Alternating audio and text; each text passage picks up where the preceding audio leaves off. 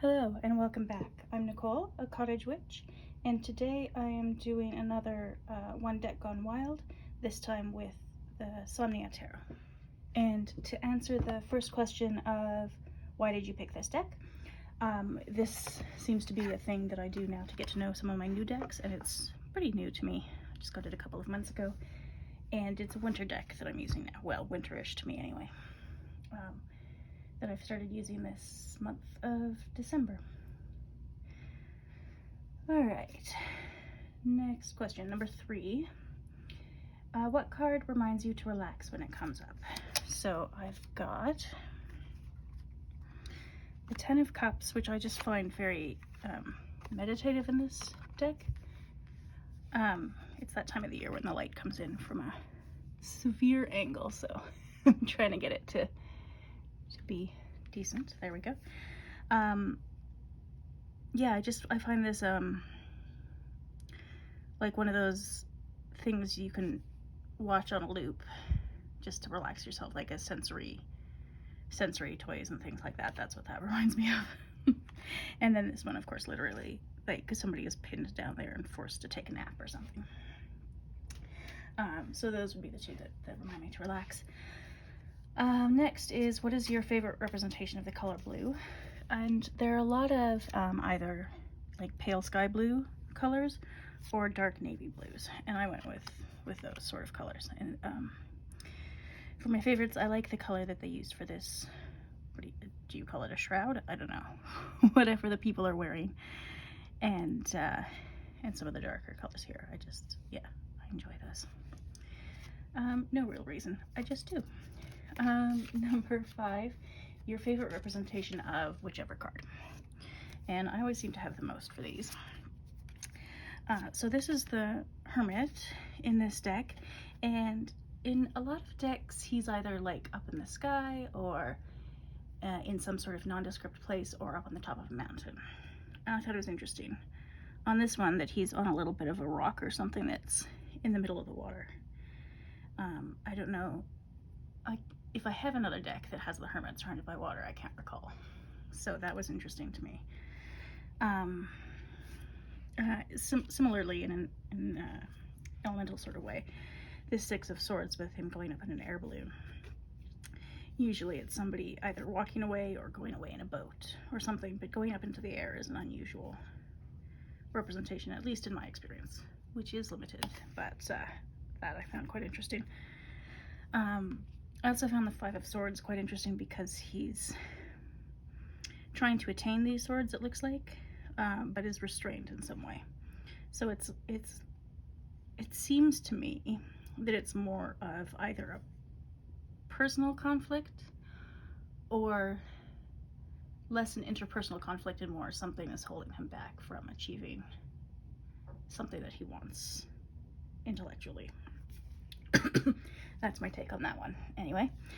And the World I really like as well, because she's lying in this upright bed reading a book, and I can relate, because if I could spend half my life lying in bed reading a book, I would absolutely do that. It may have been how I spent my morning.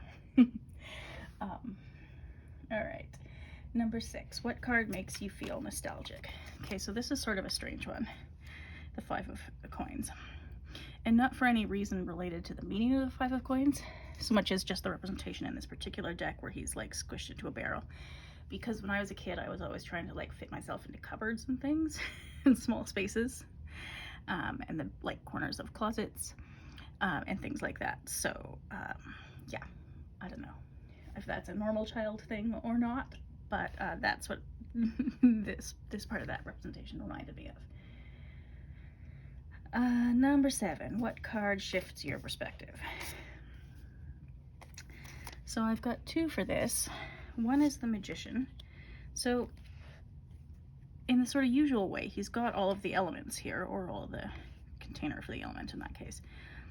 But there's a sort of giant X roping either him off or separating him from something else or something.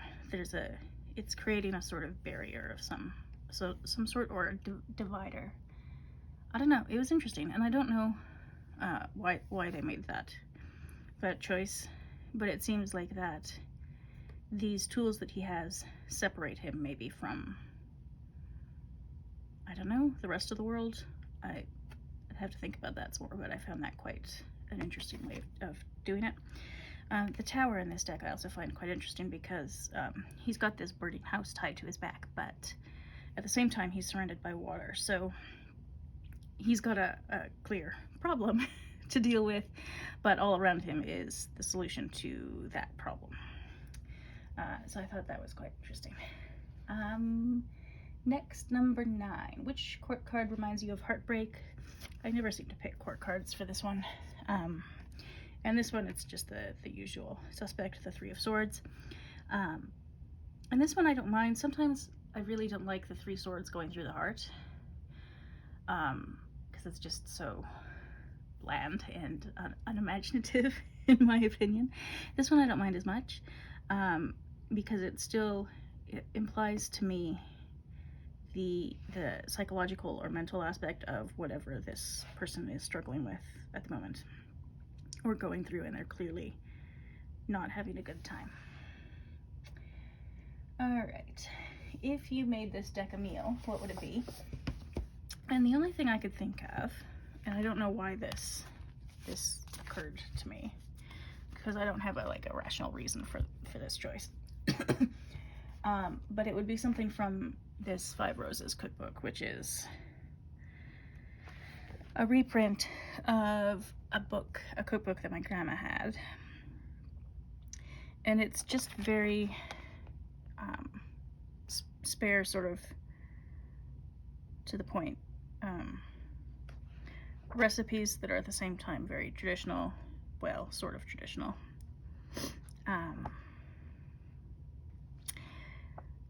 But also reliable, I think. At least according to my grandmother, who I wouldn't have argued with when she was alive, because, you know, good luck. It was a reliable sort of spare take on traditional recipes, and for some reason that I can't really explain beyond that, it seemed to fit. What is this deck's favorite book? And I picked 2 for this.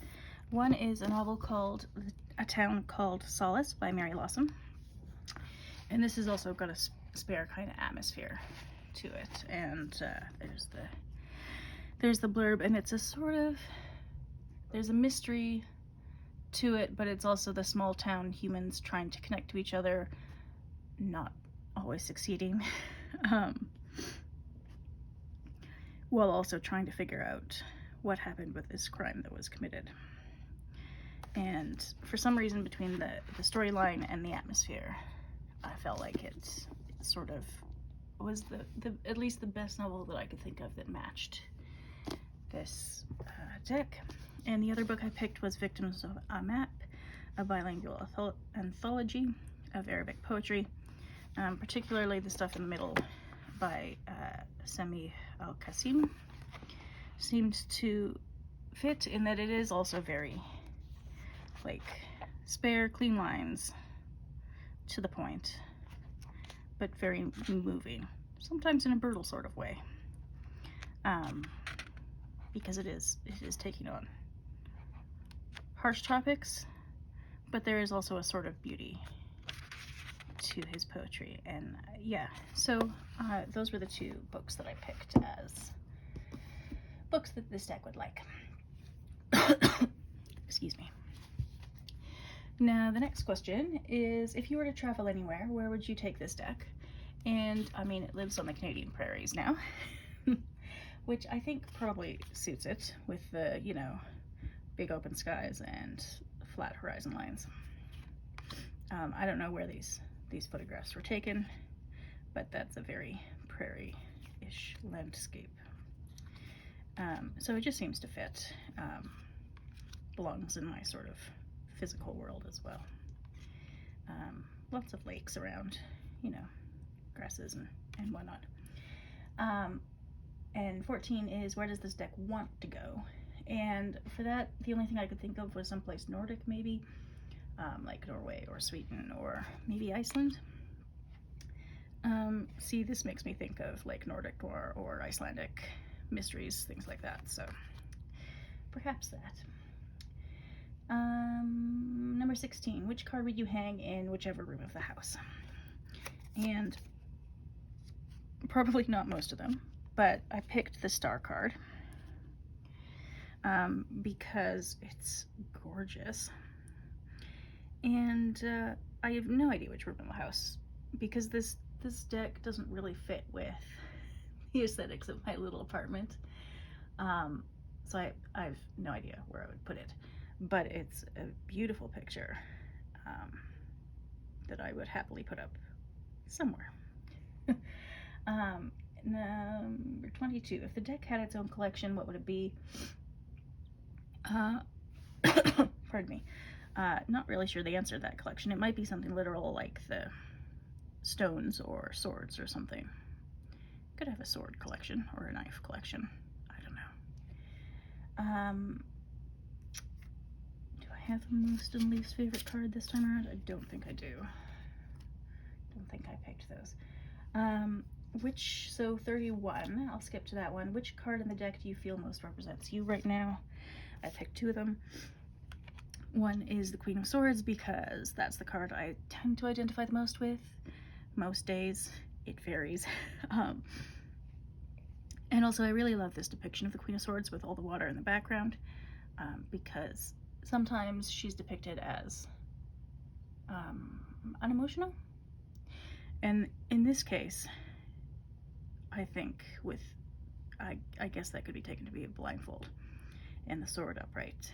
She could be interpreted as perhaps a bit harsh or judgmental or something, but also there's a lot of water in this depiction and a lot of earth, the earth that she's on. So to me, there seems to be a sort of balance of elements, except for the fire element that's not really here. And I find that quite interesting, and yeah, I enjoy that. And then the other one I picked was the Empress, because she's literally got her sewing machine out in the middle of a field. And I do have an old Singer sewing machine like this that I inherited from my grandma. And I don't actually use it because it's a pain to use, and my newer one is so much easier, but it's beautiful.